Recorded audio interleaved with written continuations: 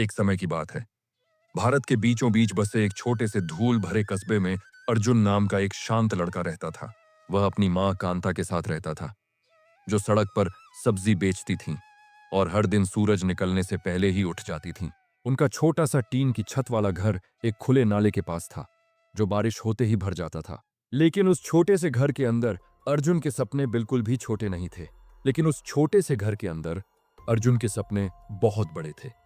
वह रात देर तक एक टिमटिमाते हुए बल्ब की रोशनी में पढ़ाई करता रहता और उसकी माँ टमाटर प्याज बेचकर कमाए हुए हर एक सिक्के को ध्यान से गिनती रहती। वह अक्सर खाना छोड़ देती थी, बस ताकि उसका बेटा खाना खा सके। एक शाम अर्जुन दौड़ता हुआ घर आया। उसकी आंखों में खुशी चमक रही थी।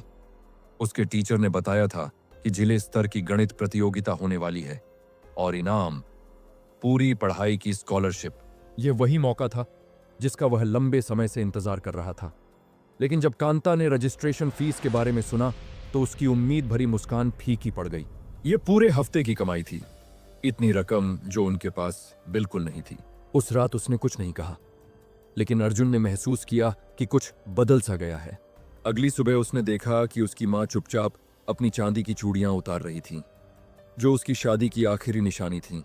वह बिना उससे कुछ बताए अपनी चांदी की चूड़ियां बेच आई और उसी पैसों से प्रतियोगिता के लिए उसका नाम लिखवा दिया। कुछ ही दिनों बाद शहर में जोरदार बारिश हुई।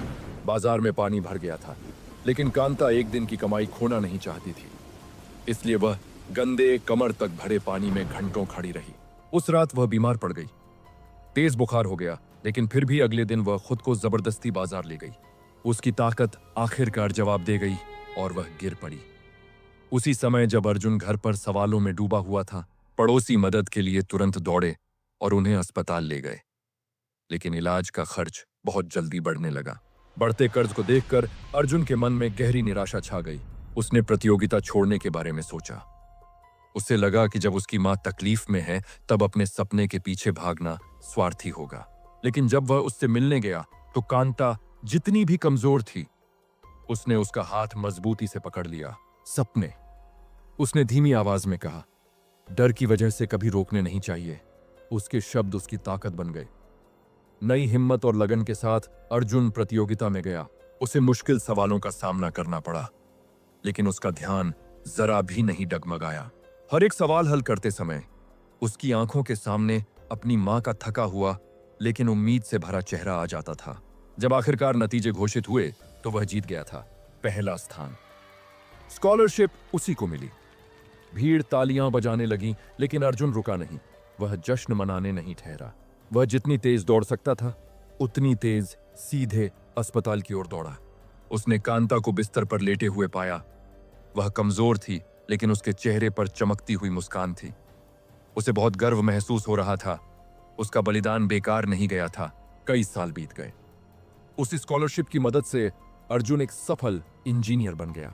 उसने आखिरकार अपने गांव लौट कर आया, अपनी कामयाबी दिखाने के लिए नहीं, बल्कि कुछ अच्छा और काम का बनाने के लिए। उसने दूसरे ठेले फेरी वालों के बच्चों के लिए शाम के समय मुफ्त पढ़ाई के सेंटर खोल दिए। उसने कस्बे के लोगों के साथ मिलकर सही ड्रेनेज सिस्टम लगवाया, ताकि बाजार में फिर कभी पानी न भरे और कोई भी मां अपने बच्चे के भविष्य के लिए अपनी सेहत को खतरे में न डाले। और कांता, आप उसे आज भी हर सुबह पुराने बाजार में देख सकते थे। अब वह सब्जियां नहीं बेचती थी। इसके बजाय वह शांति से बैठी रहती थी, अपने आसपास छोटे छोटे बच्चों के साथ, और उन्हें गिनती सिखाती थी। तब अर्जुन को समझ आया कि असली सफलता अकेले ऊपर उठने में नहीं है, बल्कि उन सभी को साथ ऊपर उठाने में है, जो कभी आपके लिए बारिश में खड़े रहे थे। क्योंकि चुपचाप किए गए बलिदान ही हमारी जिंदगी की सबसे मजबूत और खूबसूरत नींव बनते हैं। देखने के लिए धन्यवाद। अगर यह कहानी आपको छू गई हो तो कृपया लाइक करें और ऐसी और कहानियों के लिए सब्सक्राइब करें।